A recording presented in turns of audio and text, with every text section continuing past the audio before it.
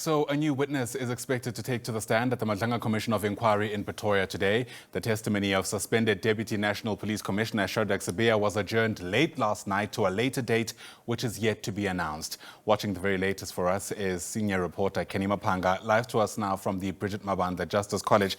And Canny, I'm tempted to start by asking whether you got enough sleep, given just how late the inquiry adjourned yesterday. But perhaps we'll just speak a bit more about what we know about how things are likely to unfold today. Indeed. Good morning to you, Yanda, and to the viewers at home. We are grateful for a bit of a later start at 10 a.m. after yesterday's proceedings that saw us go into 9 p.m.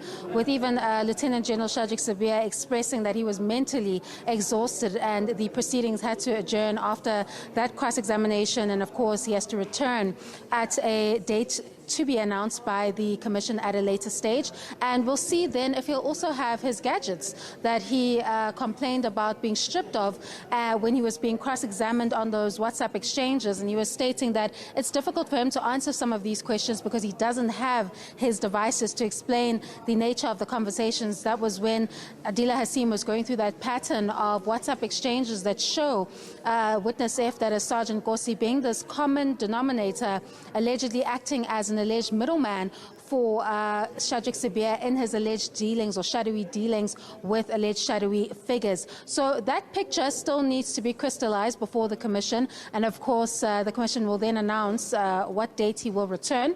But we expect a new witness to come to the stand at 10 a.m. this morning. The theme or the identity of the witness is not known yet, as has been the norm before the Madlanga Commission since Phase 2 has started, which is the phase that is centered on the implicated persons giving their rights of response. But of course, what we are hearing at this stage in developing news, that there is likely going to be a postponement this morning from that particular witness. And we already do know, Ayanda, that from Thursday, the city of Ekurhuleni will return back to the Commission, and that is from the vantage point of the suspended HR head, that is Linda Gashega. She'll have to explain her role in the alleged shield that was formed for Commissioner Julius Mkhwanazi, or at least that's what we're hearing in Phase 1, and what her alleged role was in terms of the HR processes, and one, not holding him accountable, but of course allegedly also providing a shield for him in light of those very serious allegations that painted quite a dark alleged reign of terror in the city of Ekurhuleni, meted out to those residents. So it's going to be an interesting week as we finish off, but with this day being the only day left as a result of Sibiya having to adjourn early last night, we expect that there is likely going to be a postponement, and then the Commission can continue with its work tomorrow with Linda Gashega. And all of this, Canny, is happening against the backdrop of that fast-looming deadline. I mean, as things stand, no word of an extension has come through. And we know Witness F has to come back. Now General Sibiya has to come back. And at some stage, we need to get to Phase 3 of this inquiry, where those who initially made these allegations have to come back to respond to those who were implicated.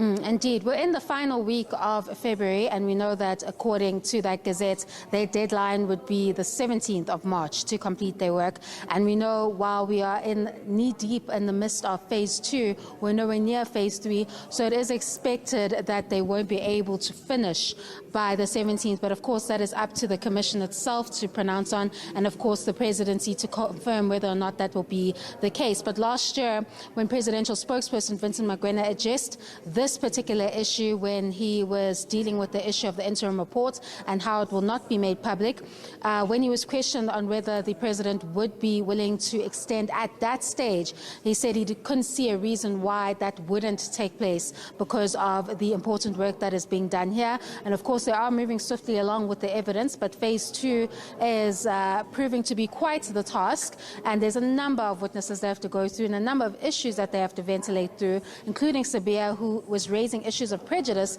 and wants to be afforded the opportunity to return also with the knowledge of his devices, so he can also put a stronger defense before the Commission. So you can expect that maybe in the next few weeks we'll get an answer as to whether or not that is the case. But right now we are dealing with Phase 2 of the evidence, and we are yet to get to Phase 3, where the testing, or rather persons like Lieutenant General Mkhwanazi, are expected to come back and get cross-examined and all that sorts during Phase 3. So we'll see as the commission goes along, but of course today it's likely to be a postponement, and then from tomorrow, City of Ekurhuleni is back in focus, and the extent to the alleged rot in that particular city will continue to be tested before the nation. Over to you in studio.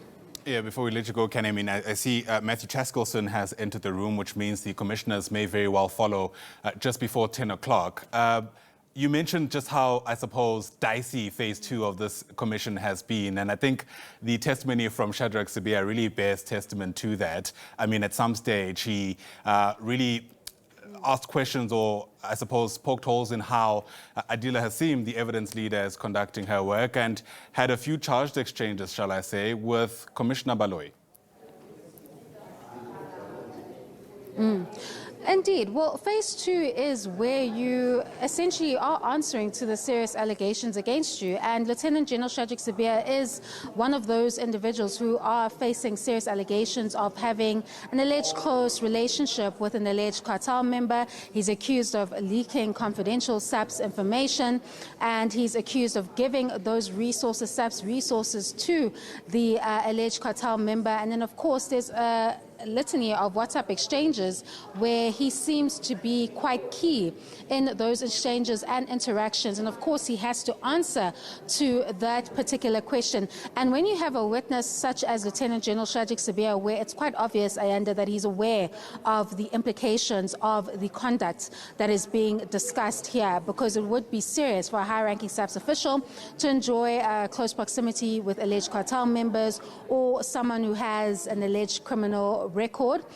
He understands the implications of that evidence. So, of course, in testimony of this nature, it's going to be adversarial, and the Commission's bench and the evidence leader is going to push for the truth, even when they see that a witness is not being candid. So you'll often see that back and forth during phase 2 of the testimony, where that indeed becomes the case, and you're seeing that several of those witnesses feel that they're being prejudiced by the nature of the testimony and how it follows.